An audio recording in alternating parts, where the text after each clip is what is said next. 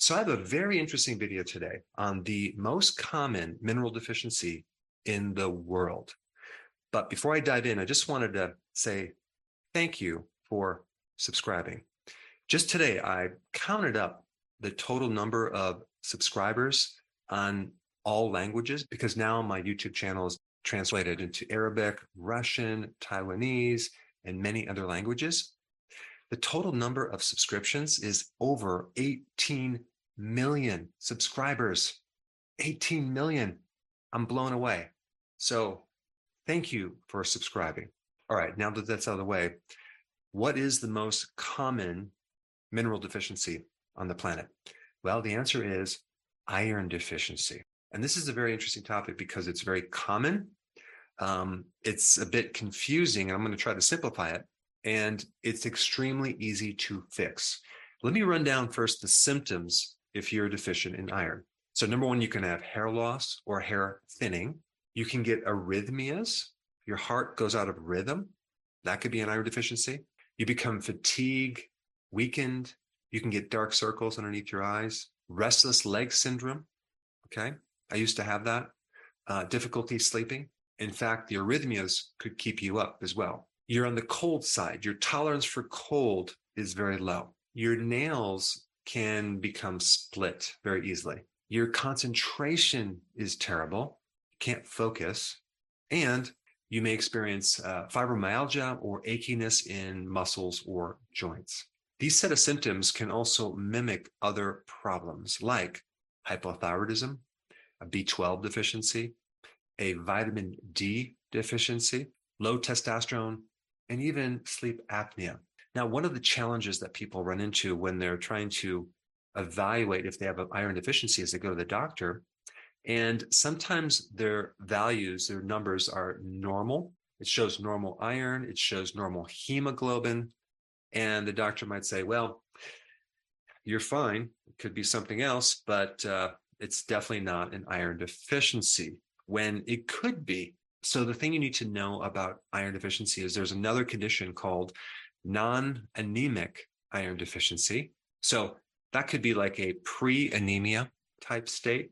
So you might not have a severe deficiency of iron, just it could be down somewhat. So they call that subclinical. Now there's one thing that can actually help diagnose an iron deficiency, and that's ferritin. Okay, so let me just explain that. What is ferritin? Ferritin is a group of proteins, okay, a lot of different proteins that help bind with iron and store and release iron. So ferritin acts as a buffer if you have too much iron, which is very, very dangerous, or you don't have enough iron. So if your ferritin level is low, that can definitely be more of an indicator that you're iron deficient. However, there's other things that might create this false sense of higher levels of ferritin. For example, if you have an infection, okay, or you have inflammation in the body, your ferritin levels will be higher than they should be. So that can really complicate things and make things very difficult to diagnose. Anytime you're looking at a deficiency, we should also talk about an excess of iron. So I'm going to touch on what to do if you have too much iron and the problems that could be associated with that as well as we go through this. Now, I want to run into this next very interesting area, which is why you might be deficient in the first place. And there's a lot of different reasons, but I just want to say that it's more common to have non-anemic iron deficiency than to have anemia. So it's very common that this iron did not affect the blood yet, but it affected a lot of other parts of your body. And we need iron for other things than just building hemoglobin. Iron is needed to build thyroid hormones. Iron is needed to make dopamine. Iron is also needed for nerve impulses to work correctly. That's why you would have arrhythmias if you were deficient. And so there's many different reasons why you need iron. But I will say, though, I've talked to quite a few patients who unfortunately did not find a doctor that can evaluate deep enough, especially this iron problem. And the worst thing a doctor can do is tell you it's all in your head. That is the wrong diagnosis. When people have these symptoms and you're told it's all in your head, wow, talk about something that can really elevate your cortisol and piss you off. but I hear it all the time. So you really need to find a doctor that's a good evaluator that can dig deep and to help assess different levels of this problem. But I want to give you a lot of information to think with so you can sometimes even help your doctor guide them into a certain area, especially the reason why you're deficient in the first place. So number one is that you're not consuming enough iron from your diet. That can occur if you're a vegan or even a vegetarian, because the most available form of iron is the heme iron, okay? And that's in animal products like red meat, liver, seafood, etc. The type of iron you get from plants is non-heme, and that is not easily absorbed. In fact, you're going to absorb 10 times less iron from plants like spinach. But iron is also high in oxalates, which can block the absorption of iron. So let me go through the list. So number one, it could come from not consuming enough iron in your diet.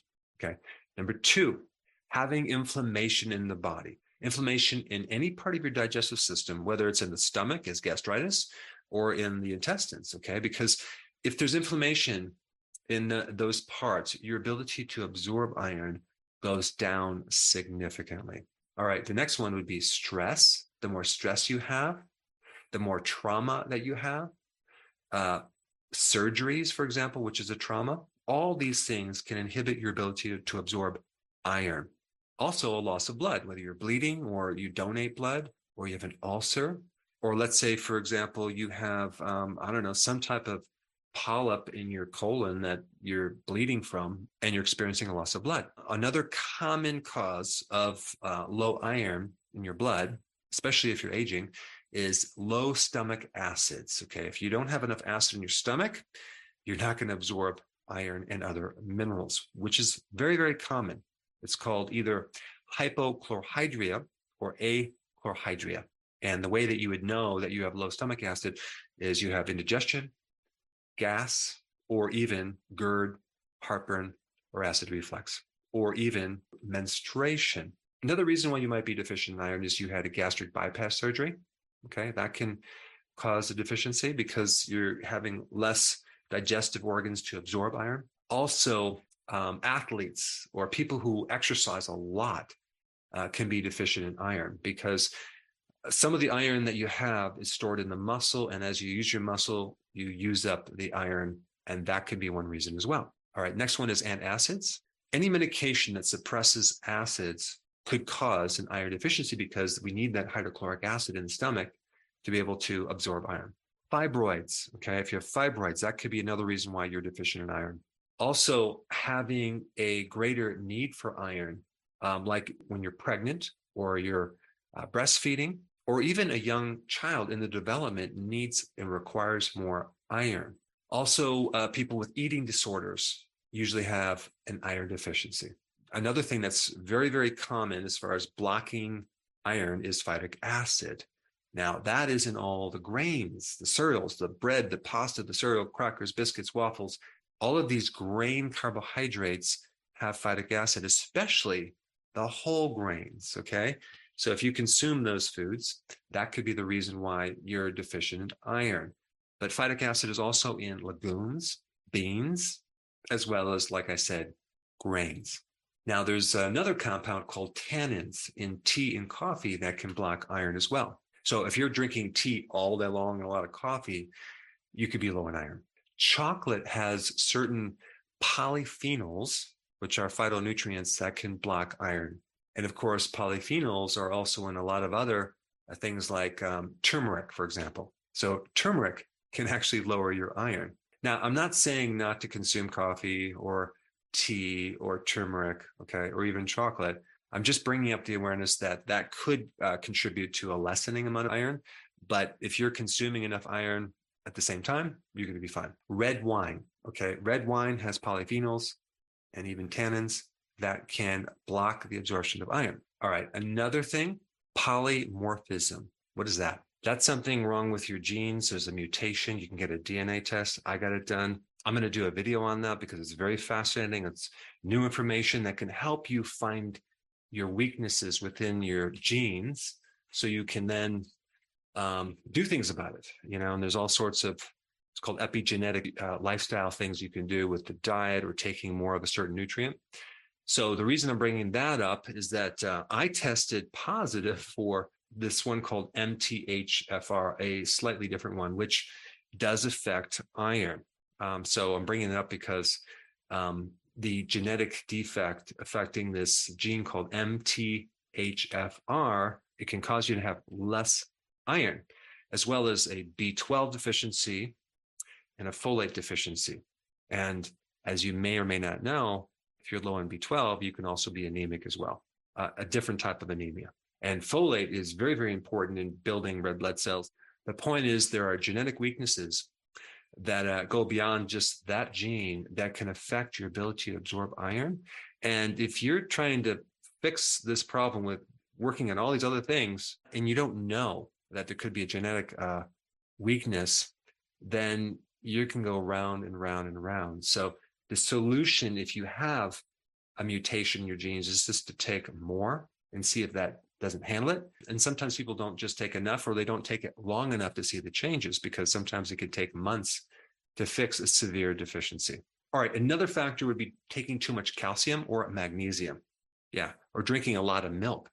Calcium, as well as magnesium, can inhibit iron. All right, so I just wanted to bring that up. Also, infections.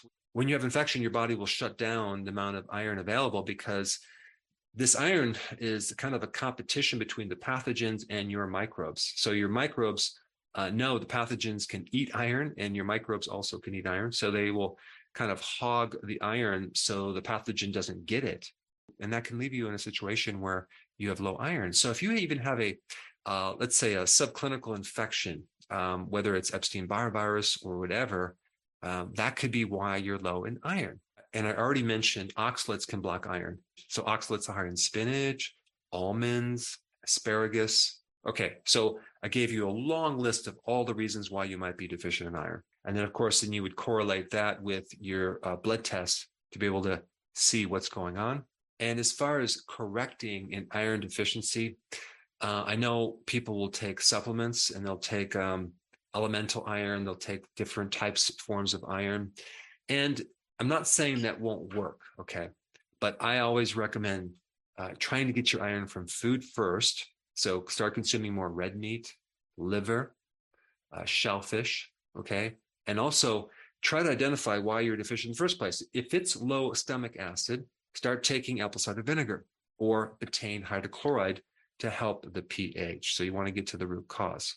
And also, if you add vitamin C at the same time, like in a salad or sauerkraut, you can increase the absorption of iron.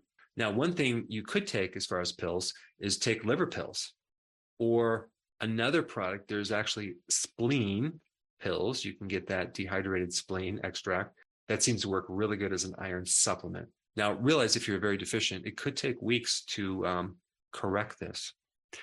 All right, on the flip side, let's say you have a condition called hereditary hemochromatosis, okay? This is a situation where your body is absorbing too much iron, and so you have too much iron, and this is the problem, okay? It can be very, very toxic. It can create problems with your liver and your heart and your brain. So based on a blood test, your doctor can determine if you have this problem, and now what do you do about it? Well, there's a couple things. I would recommend start consuming distilled water. I would get a machine to make your own. And so it's not in a plastic jug, but a glass jug coming from stainless steel, because distilled water can start to actually suck out some of the minerals. So just realize it'll pull out other minerals too, but you can then put the minerals back in that you want, but not the iron one, okay? Turmeric. Turmeric can act as a chelator, or something that binds that iron, and it can help pull it out of the body. Start consuming turmeric. Cocoa bean, that can help because that has a lot of polyphenols that can help bind iron. And definitely something like black tea would also help because it's higher in tannins, which can help bind the iron. So basically, we want to take the things that are inhibiting iron if you're deficient and start taking those because you have too much. Now, there's another thing you could take. I mentioned phytic acid, right? So you can actually take that as a supplement to help chelate iron or bind and remove iron from the body. And you can get that in a form called IP6, okay? It's called IP6. That's basically phytic acid, and you start taking that to help bind the iron. And if it's really a problem and you want something stronger, you can take something called EDTA. That's a very powerful chelator. So just realize you have to put back in those minerals that your body really needs and that are non-toxic, okay, minus the iron. All right, I gave you a lot of information about iron. I think the next most important thing for you to learn more about would be on how to improve the digestive system, simply because there are so many things that can go wrong in the digestive tract that can affect not just iron, but other nutrients. And I put that video up right here. Check it out.